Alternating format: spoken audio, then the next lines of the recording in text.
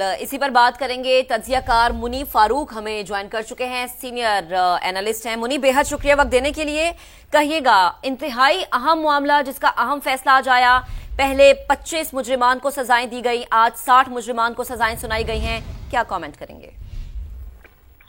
دیکھیے, یہ بہت آئیکونک ہے اس لیے کیونکہ یہ ایک نئی تاریخ رقم ہوئی ہے. اب یہ کوئی ایسا موقع تو ہے نہیں کہ جسے سیلیبریٹ کیا جائے. 9 مئی ایک بدقسمت دن تھا اور ایک غیر معمولی عمل کے ذریعے سویلینز کو سزا سنائی گئی ہے. 85 کے قریب اب یہ ٹوٹل اسٹرینتھ پہنچ چکی ہے اور یہ ریگرس امپریزنمنٹس ہیں.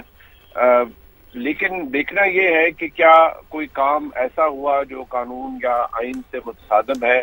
یہ فیصلے سپریم کورٹ کی حکم کے بعد دیے گئے ہیں مشروط طور پر, اور ابھی بھی یہ مشروط ہے اس فائنل آؤٹ کم کے ساتھ اس فیصلے کی جو سپریم کورٹ میں پینڈنگ ہے اور ابھی بھی چل رہا ہے.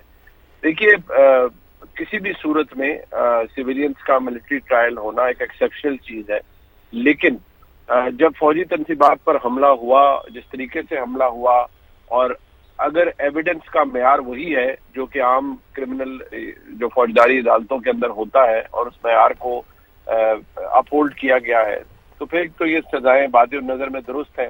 اب دیکھنا یہ ہے کہ جس طرح کی یہ سزائیں ہیں, ان کے حوالے سے پہلا ریلیف کے لیے مرسی پٹیشنز ہیں جو کہ آرمی چیف کے پاس ڈائریکٹلی جائیں گی.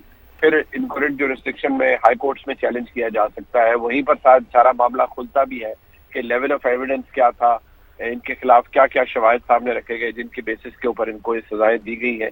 لیکن ایک نہایت ہی غیر معمولی عمل ہے, اور آپ یہ بھی دیکھیے کہ اس کی جتنا دباؤ پاکستان پر آیا ہے اس کو خاطر میں نہ لاتے ہوئے مزید سزائیں کی گئی ہیں. یہ دباؤ تو آنے والے دنوں میں مزید بڑھے گا, کیونکہ 85 سویلینز کا ملٹری ٹرائل ہونا کوئی چھوٹی بات نہیں ہے, اور ان کو فوجی عدالتوں کے تحت پاکستان آرمی ایکٹ کے تحت پروسیکیوٹ کیا جانا یہ بھی کوئی چھوٹی بات نہیں ہے.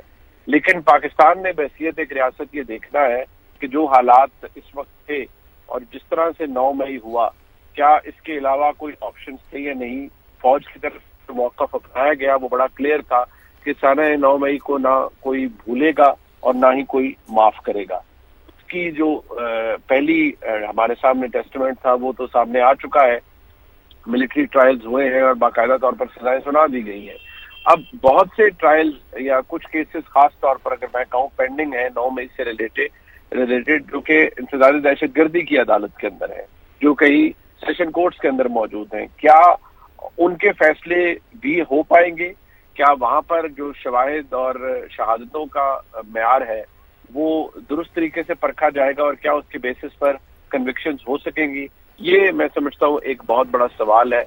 اور اب دیکھنا یہ پڑے گا کہ دو چیزیں, کہ ایک تو سپریم کورٹ میں فائنل آؤٹ کم کیا آتا ہے کہ سویلینز کا ٹرائل فوجی عدالتوں میں ہو سکتا ہے, اور یہ کہ دنیا اس کو کس طریقے سے دیکھتی ہے اور ہم پہ مزید کتنا دباؤ آتا ہے. ٹھیک ہے, بے حد شکریہ. منیب آپ ہمارے ساتھ موجود تھے, گفتگو کر رہے تھے.